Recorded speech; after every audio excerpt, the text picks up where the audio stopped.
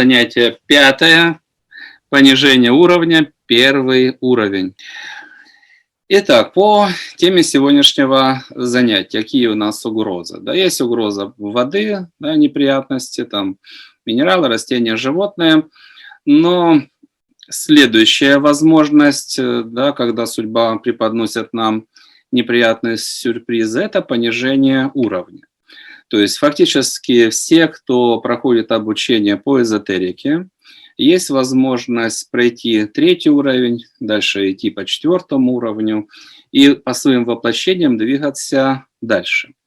Одна из угроз, да, наша тема, которую мы сейчас проходим, это основные угрозы, это не двигаться дальше, а спуститься на определенное число ступеней вниз. Да, одно из наказаний – это воплощение на первом уровне. Почему это наказание? Это примерно то же самое, что разжалование. Был директором завода, отправили тебя с метлой двор подметать. Это изменение окружения, это изменение образа жизни, это изменение всех возможностей, которые есть у человека. Да, перспектива не сладкая, из-за чего такая ситуация возникает. Ну, причина, я надеюсь, она вообще-то элементарная, можно и так догадаться. Да, человека подняли на какой-то уровень, а он свои вопросы нижних уровней так и не закрыл. В данном случае, если он падает на первый уровень, он не закрыл вопросы первого уровня. Вернее, не первого, он находится на первом, его приподняли на втором. А он на втором свои вопросы так и не закрывает. И он опускается туда, где у него остаются хвосты. Для чего? Ну, закрывай свои хвосты, да, выполняй условия, и когда ты заслужишь по праву подниматься выше, ты поднимешься. У него есть шанс подняться по судьбе, но он оставляет хвосты. И что происходит? Ну, карма смотрит, не зачет, не зачет, не зачет, не пересдал. И куда она его отправляет? Ну, в соответствии с аттестатом. Поэтому фактически, когда человек отправляется на первый уровень, когда у него по второму уровню, по второму, следующему, да, если бы у него были не закрытые второй уровень, он бы с третьего спустился на второй. На первый он спускается когда? Когда у него вопросы второго уровня не закрыты.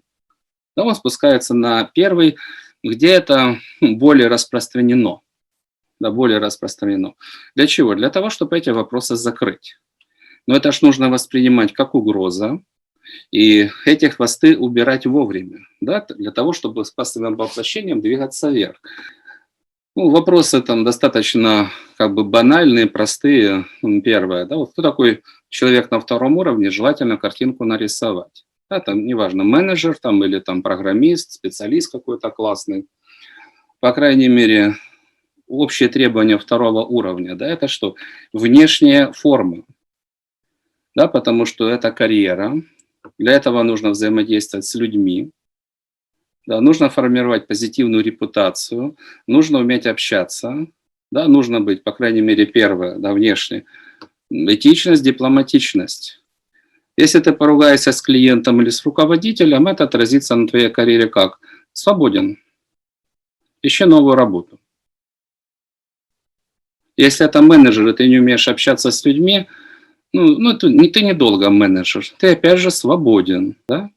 Поэтому умение взаимодействия с людьми – это первая основа. На первом уровне грубость, нарушение этики, на втором уровне этика и дипломатия. Дальше, вредные привычки. Но если на первом уровне, оно тоже, как бы, если человек религиозный, это противопоказано. Но, собственно, на первом уровне как люди отдыхают? Ну, выпил, закусил, закурил. Ну, многие. Да, если второй уровень, и это карьера, и это там какого-то уровня, ну, неважно. Это руководитель там начального уровня. Но в основном там были бизнес какой-либо. Вообще-то это здоровый образ жизни, это регулярное занятие, да, спортом, тренировка. Да, а спорт, он несовместим с вредными привычками. Да, на первом уровне, по крайней мере сейчас, да, в нашей стране, к сожалению, это явление, которое присутствует. Поэтому второй уровень – здоровый образ жизни и спорт. Первый уровень – грязный первый уровень. Затемненный первый уровень – это вредные привычки. Да? Второй уровень – умеренность. умеренность во всех проявлениях, там, и в еде, и в эмоциональных проявлениях, и как человек выглядит, ну, не выглядит как павлин, предположим, да, отсутствие вкуса, нарушение вот меры, да, это вот нарушение ниже второго уровня, тоже падают на первый уровень. Порядок. Второй уровень, ну даже, ну неважно, там маленький ларек, в котором работает один человек. Он там продает, ну неважно, там, сколько у него там, сот там, или несколько тысяч товаров. У него каждая копейка должна быть на учете. Все должно быть в порядке, потому что ты должен легко найти товар, продать, отчитаться. Первый уровень. Бардак. Может быть. Может не быть.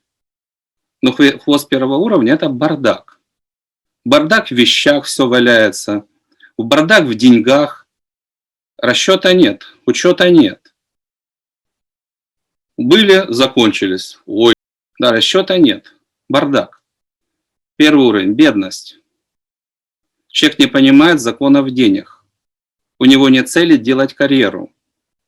Он не понимает, что такое учет, контроль, он не понимает, что такое инвестирование. Заработал, потратил. Первый уровень с расчетом не дружит. С ответственностью за долговременные какие-то цели, планы не дружит. Но это все-таки более развитый должен быть разум. На втором уровне цель – карьера. Себя финансово нужно обеспечить. Никто за тебя этого не сделает. Инструмент – это инвестирование, создание пассивного дохода, чтобы можно было не вкалывать и не работать. Все, можно дальше часть жизни в свое удовольствие. Как эту задачу решил? Все, ты работал, создал себе пассивный доход, все, ты свободен. На первом уровне ты работаешь, закончил работать, и ты не знаешь, как жить. Когда человек не закрывает вот эти вопросы, внешняя форма, имидж, там, манеры, все остальное, зачет, человек производит позитивное впечатление, он может взаимодействовать с людьми, выстраивать эффективные и комфортные взаимоотношения. Это вот основа второго уровня. И в самообеспечении, решение финансовых вопросов и получение удовольствия от жизни в материальном мире. Ты правильно организовал процесс, да, у тебя решены финансовые вопросы, ты чувствуешь себя комфортно, и ты можешь наслаждаться жизнью. На первом уровне это самая зависимая ситуация. Ты работаешь, ты не умеешь аккумулировать средства. Да, работа закончилась, ну, жизнь в основном, когда дети помогают, у большинства.